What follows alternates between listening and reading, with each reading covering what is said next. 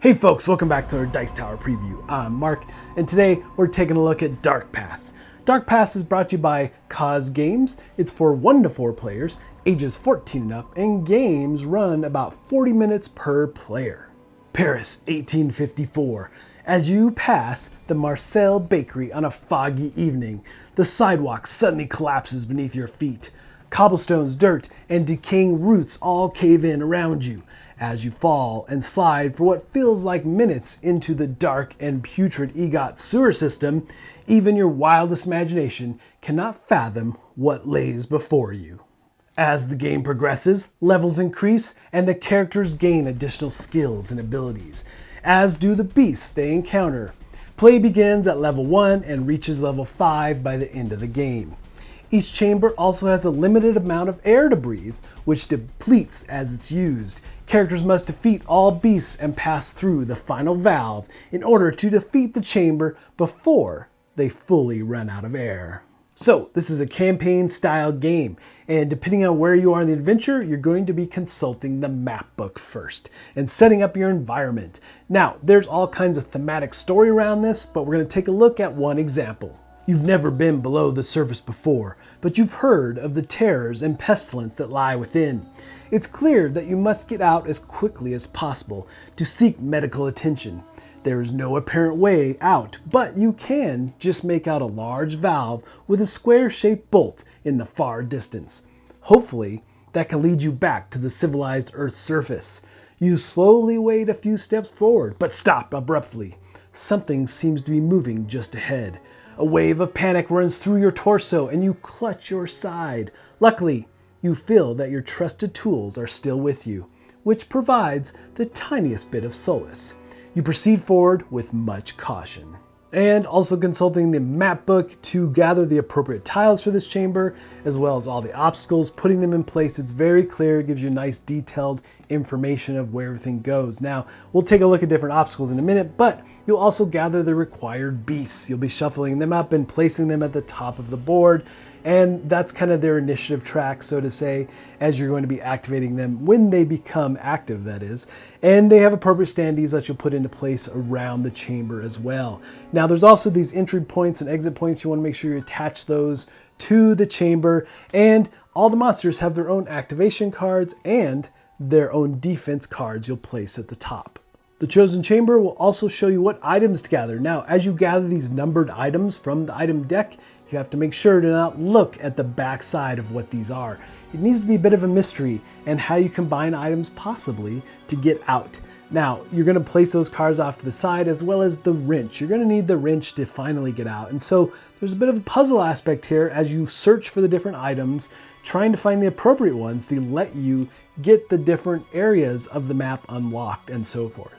And then each player will be selecting characters. Now, each character has their own activation deck as well as defense deck. And depending on the player count and what level you're playing will determine how much health you get to start with. Now, there's the air tracker, very important, as this is one way that you could potentially lose the game if you run out of air, but it's also a timer per se. So you'll set this up and you're looking for the tokens or tiles that match the icons of all of the characters that are in play, as well as 2 monsters. And these are going to be randomly placed within this tracker. Now, in a 3-player game like we're set up here for, there's also a triangle. So every round of the game, one of the players will get an additional activation for that round. And so your goal here is to work together to defeat all the creatures and find the wrench and get out and move on to the next chamber. And as you do, you're going to be leveling up your heroes, so to say, and getting them more abilities, more activation cards in their hand that are available to them, bigger and better. And we'll take a look at these cards in a minute. But the thing is that it really is that adventure style game. You all win together or you all lose together. But obviously you have the air tracker. You run out of air, you're all going to lose in that chamber and you have to reset and start over. So rounds in this game are all determined on this air tracker. You're going to be moving the token down the different icons until it finally escapes, the air escapes. So wherever it lands will determine which character or player activates and if the monsters or beasts activate. So on your turn, you get to do one thing. You're playing one action card. So all kinds of different actions here, but you want to also look at movement. So in the left corner bottom of the card is a crow's foot. showing you how many spots you could potentially move. And then you'll carry out the action that the card calls for.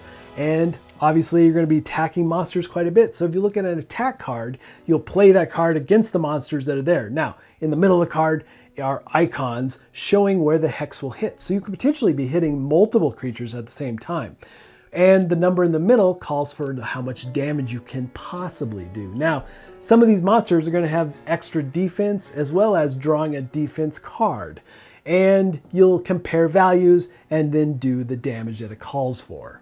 And there are 3 different types of attacks. You've got melee, you've got ranged, and piercing ranged. So depending on what you're doing, you need to position yourself appropriately. Now, once you play an attack card, it gets discarded.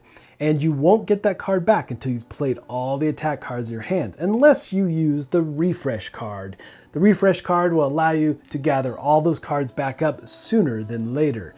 Now there's also an explore and dash card. Dash just means you can potentially move really far, and explore allows you to search for items that are in this particular chamber.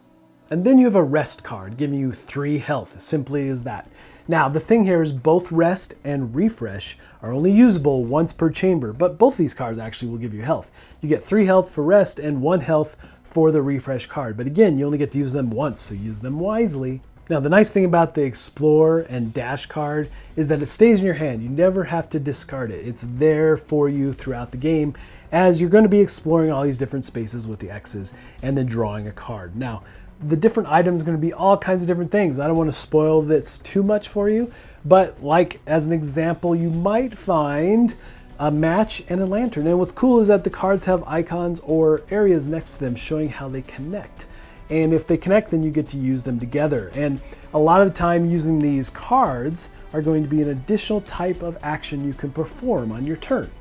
Now, as the air tracker moves, you're going to come to a point where all the beasts are going to activate. Now, here you're going to be drawing an activation card for them, and they're going to be moving closer to the nearest hero and then trying to do the most damage they can possibly do.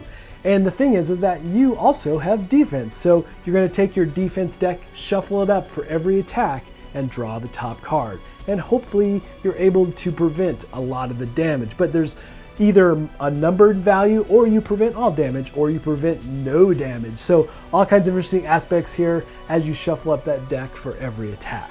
So the big things you're doing here is exploring, attacking, defending. Those are the basics. But there's also obstacles. And there's also puzzles to solve, like you might have to find a key or find a way to get through the wood pile by burning it. So all kinds of different aspects, and it definitely becomes more of this puzzly nature, almost a little bit escape room-esque in some of the chambers. But the different obstacles are interesting too. There's whirlpools. As you get close to, they can do damage and suck you in. There's also this cleaning ball that moves through the different chambers, and that will be activate based on the activation card, showing you arrows where that ball will move until it moves to a wall edge.